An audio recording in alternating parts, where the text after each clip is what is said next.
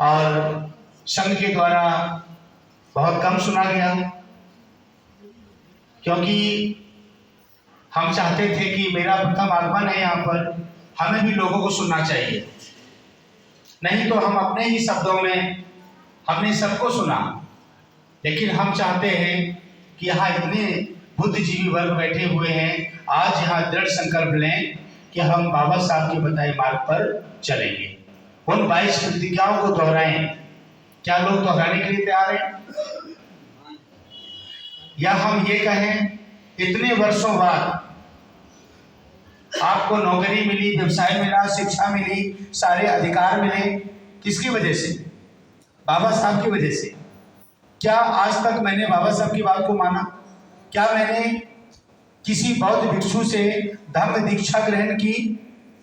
अगर नहीं की है तो आप सबका नैतिक कर्तव्य है कि किसी भंते को बुला करके आप उनसे बौद्ध दीक्षा ग्रहण करो, जैसे बाबा साहब ने की।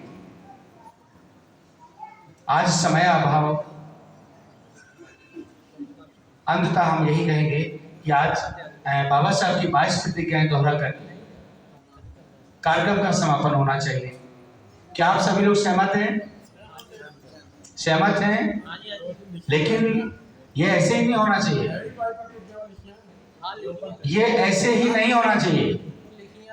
यानी अपने हृदय में सभी लोग झांक करके देखें कि हम जिन बाबा साहब की 22 प्रतिज्ञाओं को दोहरा रहे हैं, क्या आप उनका पालन करेंगे?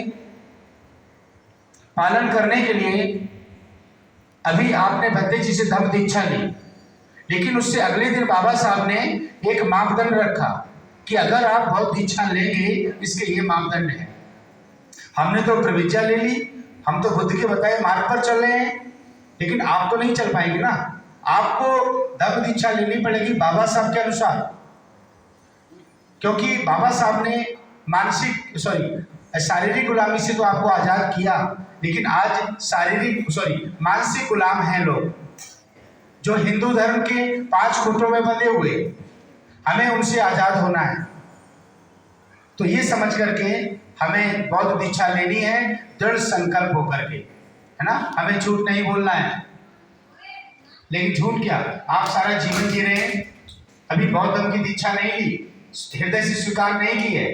बौद्ध धर्म की दीक्षा के लिए आपको सारे खूंटों से हटना होगा। जैसे हम आज तक जो पर्व त्योहार मनाते आ रहे हैं, आपको छोड़ने होंगे। जो महिलाएं, मुझे नहीं पता इधर का क्या कल्चर है, हमारी महिलाएं पति के लंबी आयु के लिए एक दिन का करवा चौथ का व्रत रखते हैं। उनको करवा चौथ छोड़ना पड़ेगा, कर्म कांड अन्विश्वास छोड़ना पड़ेगा, पूजा पाठ छोड़ना पड़ेगा।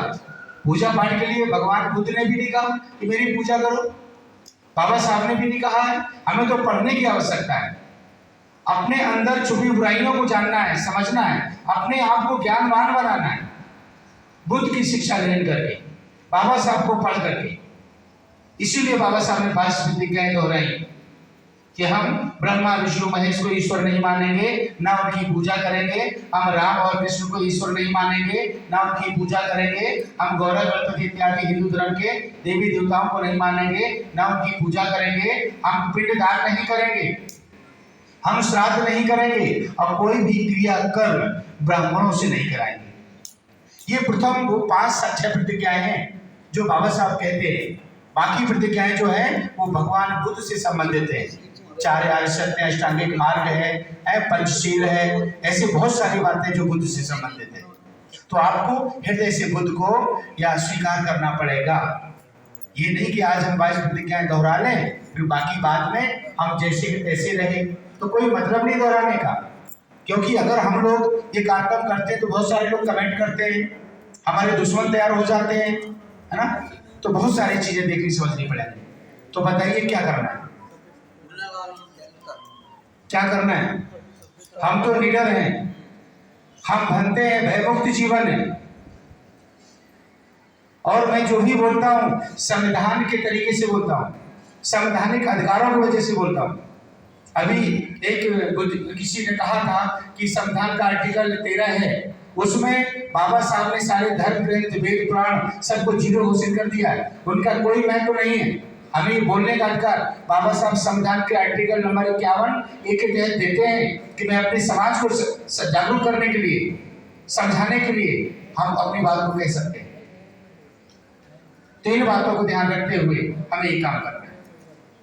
खैर, अगर लोग हमारी बातों से सहमत नहीं हैं, हम तो यही कहेंगे कि आप धर्म को स्वीकार करें, और धर्म को स्वीकार करने के लिए आपको जो हिंदू धर्म की कुरीतियां हैं